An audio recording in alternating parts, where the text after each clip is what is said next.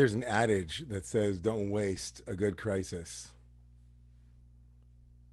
So often we're so overwhelmed by the desire or the need to end a crisis that we lose the opportunity that a crisis provides us. All crises are moments fraught with the tension of a choice and the terror of making the wrong one. A crisis is a difficult or a dangerous time in which a solution is needed, and it's needed quickly.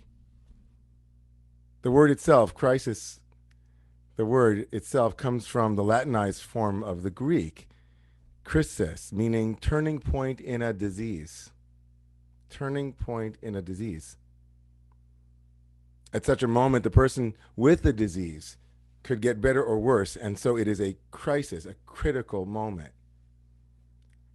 Those crises are moments when things could go either way, when decisions matter, and where we're tested to see if we might meet those moments with skill and power in order to effectuate wholeness and healing, resolution, and come through on the other side. The urgency of a crisis makes for great drama, of course, right? And for the possibility of course, paralysis in the face of the pressures being exerted upon us. When we're gripped by crisis paralysis, the stakes at hand and the potential for making a wrong decision is so overwhelming that we freeze. We're held in the grip, of course, of fear. Should I stay or should I go? Should I stay or should I go? Should I quit or should I remain? Should I go back or should I go forward? Tell me what to do. I know this feeling not only because I have some stuff in Libra, as some people will tell me, and so I'm by definition born into a kind of weighing my options, liking to be in the middle, but I know this, of course, because like all of you, I know crises, and I know crises paralysis. I know what it's like to have jokers on my left. Here I am stuck in the middle with myself and not knowing where to go. I know that one. And I think that all of us, to some degree, know this one at some point in our lives in some remarkably potent ways. And we all know that almost always what's happening for us is some terror that we might make the wrong decision, or a terror that we might make a decision that will be worse than where we were. We wouldn't want to trade in the suffering of the past for as yet to be told worse situation that is definitely coming along. And so we get stuck. In this week's Torah portion tomorrow morning, the Torah knows a thing or two about being stuck in what Rabbi Alan Luke called maybe an ancestor of Henny Youngman. We have one of the more funny lines in the Torah, strange lines in the Torah. As the Israelites are running away from the Egyptians, they arrive, of course, at the Sea of Reeds. Ahead of them is the absolute terror of, who knows, the terror of a raging sea that might or might not be their grave. And behind them, the Egyptians, and the Israelites open in their paralysis, their crisis paralysis. You have to hear this in that Henny Youngman. Really, Moses, there weren't any graves in Egypt that you're now going to take us here to die here? This is where we're going to die? What did you do? The Israelites say to Moses, why did you take us out of Egypt? Isn't this what we told you in Egypt, saying, like, leave us alone, let us be slaves. Ki tov lanu. Oy vavoy. In the Bible, to say tov lanu, it is good for us. Anyone who's ever read even the beginnings of the Bible knows that the word tov is used about creation. Creation is tov. It's good, right? The light that God saw, that's good. It's good for us to be slaves? It's better, they say, to be slaves than to die here in the wilderness. Better the suffering we know than the suffering we anticipate. Better to go back than to go forwards. Better for us, the Israelites say, to be in the familiar, in the addiction, in the choice, in the pattern, in being in the absolute karmic inevitability of moment to moment. Better that than to cut it, because who knows, it might be worse on the other side. And lest we think that this paralysis is only because of their terror or their fear of the unknown, it also can be the terror, as I said, of the known, projected from an altogether different circumstance onto the present moment.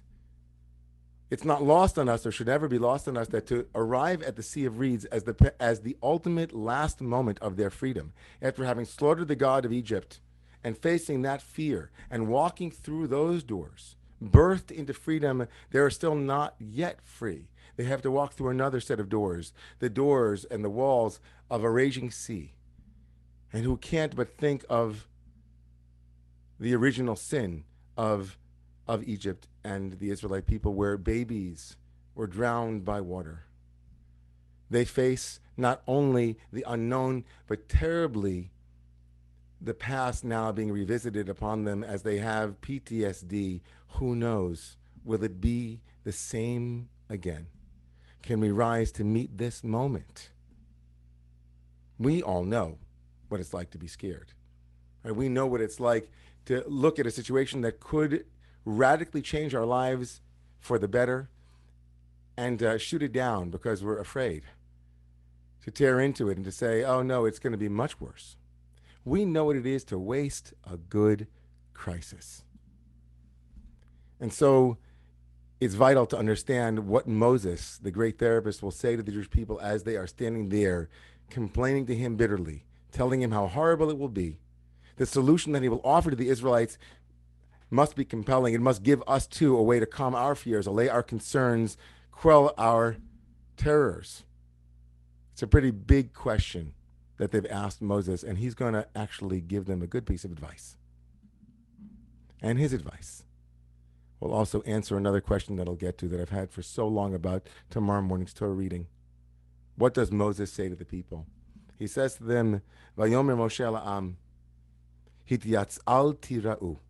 Hityatzvu ure'u et yeshuat Adonai asher yaseh lechem hayom. Moses says to the people, first of all, shh, don't be afraid. Moses says in the language of the great Rabbi Alan Lew in his book, Be Still and Get Going. Moses invites the people, like a good friend, like a good teacher, to slow down and to interrogate the fear. Is this fear pachad, as Rav Nachman would say, of Bresla, pachad meaning the fear of a phantom, the fear of something that isn't really true? Is it perhaps norah, another kind of fear, an excitement around the possibility that this actually might work out, and I'm just scared, and it could be really great, and what is it? Al tira'u. Moshe says, touch that fear for a moment, because you're not going to make it out of your karmic loop until you slow down and feel the truth of it. First step, stop and drop. And then Moshe says something else. He says, Hityatzvu, stand firm.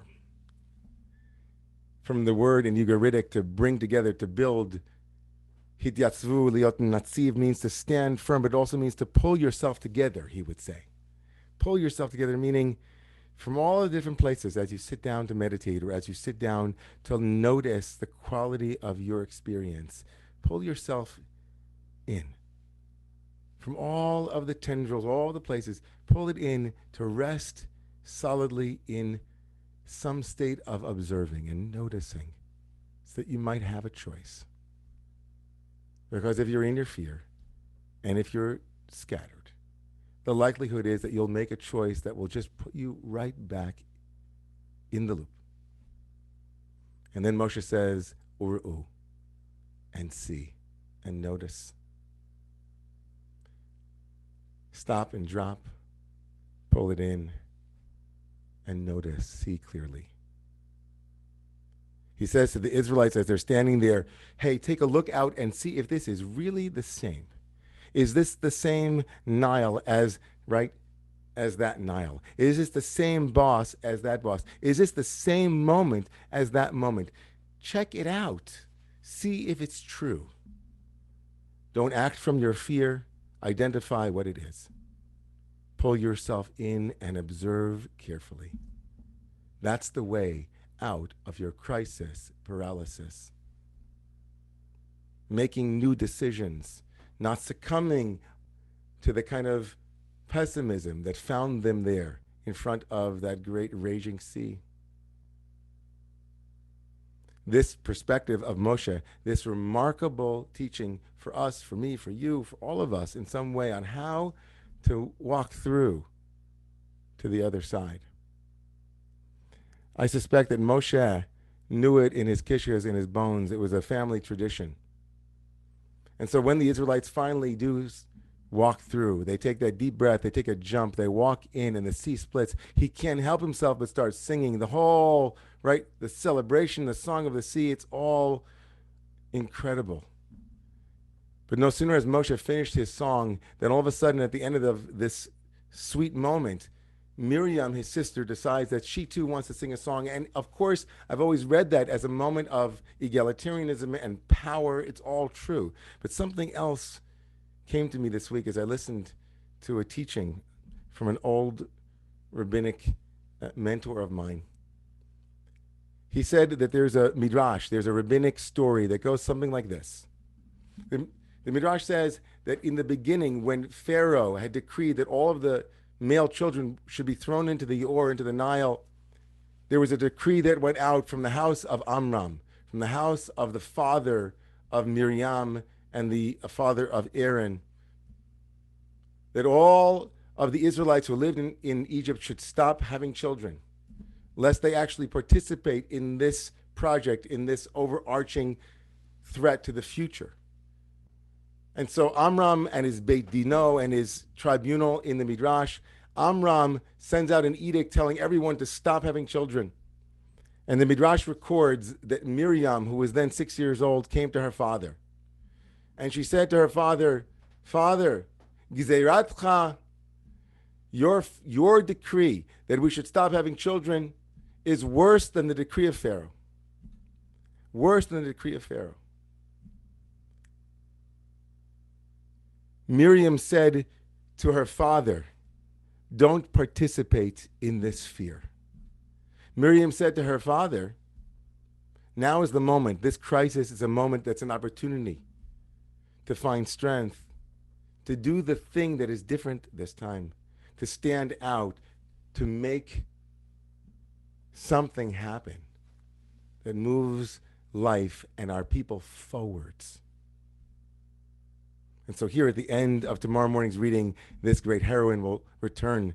She'll add her song to the song of her brother and to the song of the whole people, as if to say, this is my Torah, she says. This is my teaching, as distilled through my brother. Be still. Silence your fears and take a step towards the future. Silence your fears, pull yourself together, and step into the new paradigm.